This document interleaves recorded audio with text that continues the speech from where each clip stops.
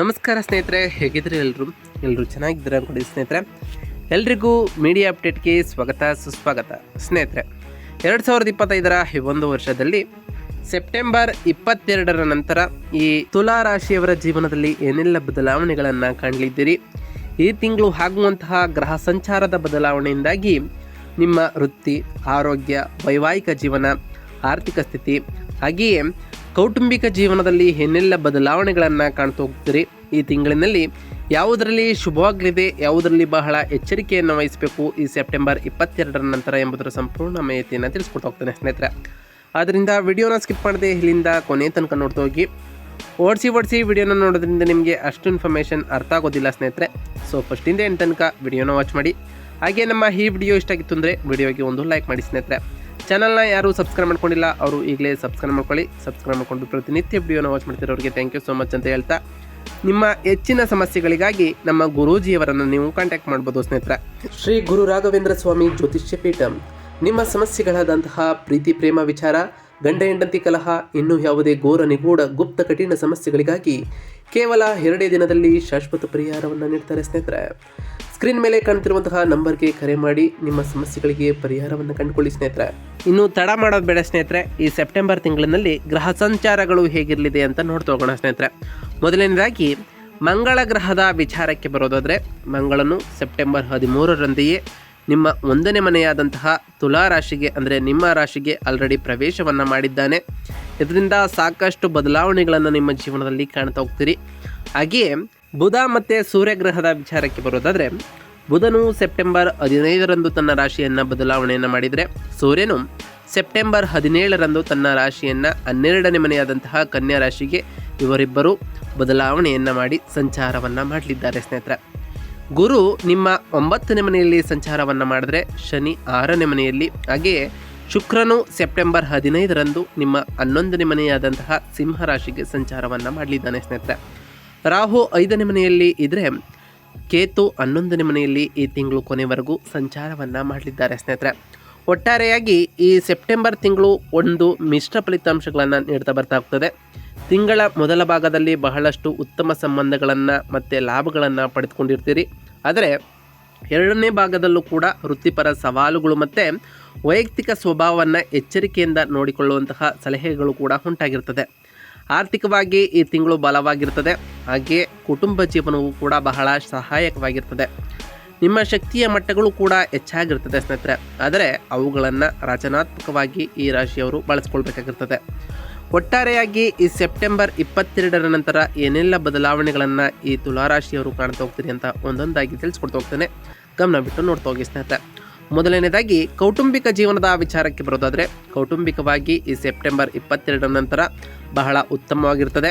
ಏಕೆಂದರೆ ನಿಮ್ಮ ಕುಟುಂಬ ಸದಸ್ಯರಿಂದ ನಿಮಗೆ ಉತ್ತಮವಾದ ಬೆಂಬಲವೂ ಕೂಡ ಸಿಗ್ತಾ ಬರ್ತದೆ. ನಿಮ್ಮ ಸಂಗಾತಿಗೆ ಉದ್ಯೋಗ ಅಥವಾ ಅವರಿಂದ ಮನ್ನಣೆಯೂ ಕೂಡ ನಿಮಗೆ ಸಿಗ್ಬೋದು. 5ನೇ ಮನೆಯ ಮೇಲೆ ರಾಹುವಿನ ಸಂಚಾರ ಉಂಟಾಗೋ ಕಾರಣ ನಿಮ್ಮ ಮಕ್ಕಳ ಆರೋಗ್ಯದ ಮೇಲೆ ಸ್ವಲ್ಪ ಗಮನವನ್ನು ಹರಿಸಬೇಕಾಗಿರ್ತದೆ. ನಿಮ್ಮ ಸಂಗಾತಿಯಿಂದ ನಿಮಗೆ ಉತ್ತಮವಾದ ಬೆಂಬಲವೂ ಕೂಡ ಸಿಗ್ತಾ ಹೋಗ್ತದೆ. ಇದರಿಂದ ಬಹಳ ಸಂತೋಷವಾಗಿ ಈ ರಾಶಿಯವರು ಇರ್ತೀರಿ. ಹಾಗೆಯೇ ನಿಮ್ಮ ನಡುವೆ ಸಣ್ಣ ಪುಟ್ಟ ಭಿನ್ನಾಭಿಪ್ರಾಯಗಳು ಉಂಟಾದರೆ ತಾಳ್ಮೆಯಿಂದ ಉತ್ತಮವಾದ ಸಂವಹನವನ್ನು ನಡೆಸುವ ಮೂಲಕ ಪರಿಹಾರವನ್ನು ಕಂಡುಕೊಳ್ಳಿ ಸ್ನೇಹಿತರೆ. ಇನ್ನು ಆರೋಗ್ಯದ ವಿಚಾರಕ್ಕೆ ಬರೋದಾದರೆ, ಆರೋಗ್ಯದ ದೃಷ್ಟಿಯಿಂದಲೂ ಕೂಡ ಬಹಳ ಸಾಮಾನ್ಯವಾಗಿರ್ತದೆ. ಆದರೆ ವಿಶೇಷವಾಗಿ ನಿಮ್ಮ ರಾಶಿಯಲ್ಲಿ ಸೆಪ್ಟೆಂಬರ್ 13ರಂತೆಯೇ ಮಂಗಳನು ರಾಶಿ ಬದಲಾವಣೆಯನ್ನು ಮಾಡಿರೋ ಕಾರಣ ಬಿಸಿ ಮತ್ತು ರಕ್ತಕ್ಕೆ ಸಂಬಂಧಪಟ್ಟಂತಹ ಆರೋಗ್ಯ ಸಮಸ್ಯೆಗಳ ಬಗ್ಗೆ ಬಹಳ ಜಾಗರೂಕರಾಗಿ ಇರಬೇಕಾಗಿರ್ತದೆ. ಈ ಮೊದಲ 2 ವಾರಗಳಲ್ಲಿ ಕೆಲವು ಸಣ್ಣ ಆರೋಗ್ಯ ಸಮಸ್ಯೆಗಳನ್ನು ನೀವು ಗಮನಿಸಿರ್ಬೋದು. ಆದರೆ ಈ ನಂತರ ಬಹಳ ಉತ್ತಮವಾದ ಆರೋಗ್ಯ ನಿಮಗೆ ಕೂಡಿರ್ತದೆ. ಸಣ್ಣ ಗಾಯಗಳನ್ನು ತಪ್ಪಿಸಲು ಕೆಲಸ ಮಾಡುವ ಮೊದಲು ಯೋಚಿಸಿ, ಹಾಗೆಯೇ ಆ ದೇವರ ಜಪವನ್ನು ಮಾಡಿ ಸ್ನೇಹಿತರೆ. ಇನ್ನು ವ್ಯಾಪಾರದ ವಿಚಾರಕ್ಕೆ ಬರೋದಾದರೆ, ವ್ಯಾಪಾರವನ್ನು ಮಾಡುವಂಥವರಿಗೆ ಬಹಳ ಉತ್ತಮವಾದ ಸಮಯ ಇದಾಗಿರ್ತದೆ. ಏಕೆಂದರೆ ನೀವು ಉತ್ತಮ ಹಣ ಮತ್ತು ವ್ಯಾಪಾರದಲ್ಲಿ ಬೆಳವಣಿಗೆಯನ್ನು ಕಾಣ್ತಾ ಹೋಗ್ತೀರಿ. ನಿಮ್ಮ ಪಾಲುದಾರರೊಂದಿಗೆ ವ್ಯವಹಾರವನ್ನು ಮಾಡುವಾಗ ನೀವು ಬಹಳ ಜಾಗರೂಕರಾಗಿ ಇರಬೇಕಾಗುತ್ತದೆ. ಏಕೆಂದರೆ ನಿಮ್ಮ ನಡುವೆ ಕೆಲವು ತಪ್ಪು ತಿಳುವಳಿಕೆಗಳು ಉಂಟಾಗ್ಬೋದು. ಇದರಿಂದ ವ್ಯಾಪಾರದಲ್ಲಿ ಕುಂದುಕೊರತೆಗಳು ಉಂಟಾಗುವಂತಹ ಚಾನ್ಸಸ್ ಕೂಡ ಇರ್ತದೆ. ವಿಶೇಷವಾಗಿ ಆವೇಶದಿಂದ ಯಾವುದೇ ನಿರ್ಧಾರಗಳನ್ನು ತೆಗೆದುಕೊಳ್ಬೇಡಿ. ಇತರರನ್ನು ಅರ್ಥ ಮಾಡಿಕೊಳ್ಳಲು ಪ್ರಯತ್ನವನ್ನು ಮಾಡಿ ಸ್ನೇಹಿತರೆ. ಇದರಿಂದ ಸಮಸ್ಯೆಗಳು ಕಡಿಮೆ ಆಗ್ತಾ ಹೋಗ್ತದೆ. ನಿಮ್ಮ ವ್ಯಾಪಾರವೂ ಕೂಡ ಬಹಳ ಚೆನ್ನಾಗಿ ಇರ್ತದೆ ಸ್ನೇಹಿತರೆ. ಇನ್ನು ವಿದ್ಯಾರ್ಥಿಗಳ ವಿಚಾರಕ್ಕೆ ಬರೋದಾದರೆ ಶಿಕ್ಷಣದಲ್ಲಿ ಬಹಳ ಉತ್ತಮವಾದಂತಹ ಸಮಯವಾಗಿರ್ತದೆ. ಯಾಕೆಂದರೆ ನೀವು ನಿಮ್ಮ ಕ್ಷೇತ್ರದಲ್ಲಿ ಬಯಸಿದಂತಹ ಫಲಿತಾಂಶ ಮತ್ತು ಯಶಸ್ಸನ್ನು ಈ ತಿಂಗಳ ಕೊನೆವರೆಗೂ ಕೂಡ ಕಾಣ್ತಾ ಹೋಗ್ತೀರಿ.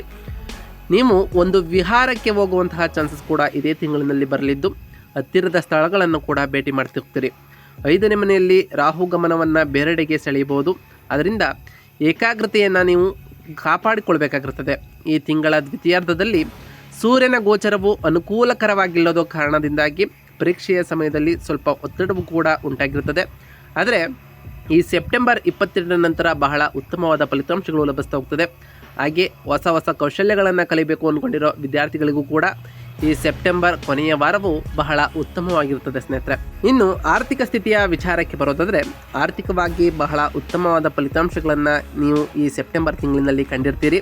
ಅದರಲ್ಲೂ ಈ ಸೆಪ್ಟೆಂಬರ್ 2ನೇ ವಾರದಲ್ಲಿ 11ನೇ ಮನೆಯಲ್ಲಿ ಶುಕ್ರ ಮತ್ತು ಕೇತು ಇರೋ ಕಾರಣ ಉತ್ತಮವಾದ ಲಾಭಗಳನ್ನೇ ಪಡೆದಿರ್ತೀರಿ.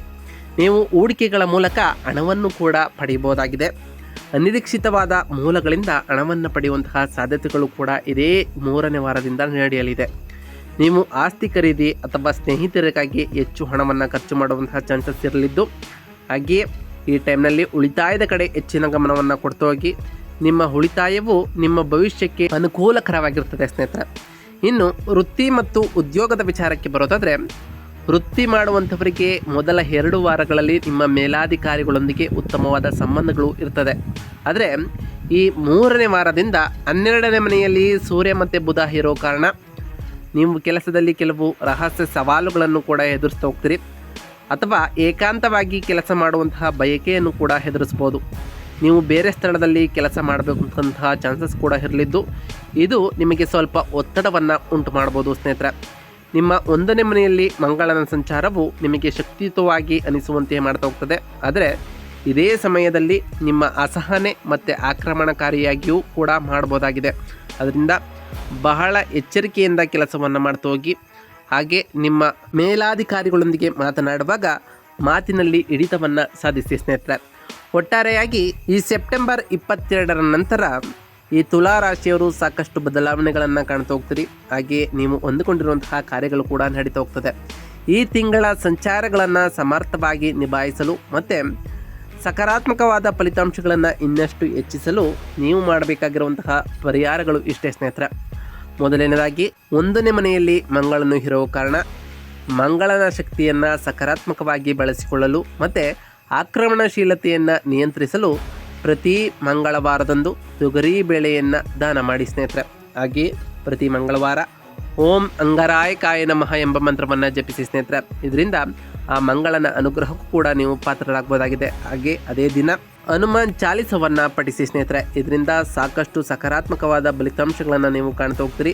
ಹಾಗೆ ನಿಮ್ಮಲ್ಲಿ ಧೈರ್ಯ ಮತ್ತು ಶಾಂತಿ ಹೆಚ್ಚಾಗ್ತಾ ಹೋಗ್ತದೆ ಸ್ನೇಹಿತರೆ. ಇನ್ನು 12ನೇ ಮನೆಯಲ್ಲಿ ಇರುವಂತಹ ಗ್ರಹಗಳಿಗಾಗಿ ನೀವು ಮಾಡಬೇಕಾದಂತಹ ಕಾರ್ಯಗಳೇನು ಅಂತ ಕೇಳೋದಾದರೆ ಕೆಲಸ ಸಂಬಂಧಪಟ್ಟಂತಹ ಒತ್ತಡ ಮತ್ತು ರಹಸ್ಯ ಸಮಸ್ಯೆಗಳನ್ನು ಕಡಿಮೆ ಮಾಡಲು ಸೂರ್ಯನಿಗಾಗಿ ಆದಿತ್ಯ ಹೃದಯ ಸ್ತೋತ್ರವನ್ನು ಪಠಿಸಿ ಅಥವಾ ಕೇಳಿ ಸ್ನೇಹಿತರೆ. ಇದರಿಂದ ಆ ಸೂರ್ಯದೇವನ ಅನುಗ್ರಹಕ್ಕೆ ನೀವು ಪಾತ್ರರಾಗ್ತೀರಿ. ಹಾಗೆಯೇ ಸೂರ್ಯದೇವರಿಗೆ ಆರ್ಘ್ಯವನ್ನು ಸಲ್ಲಿಸಿ ಸ್ನೇಹಿತರೆ.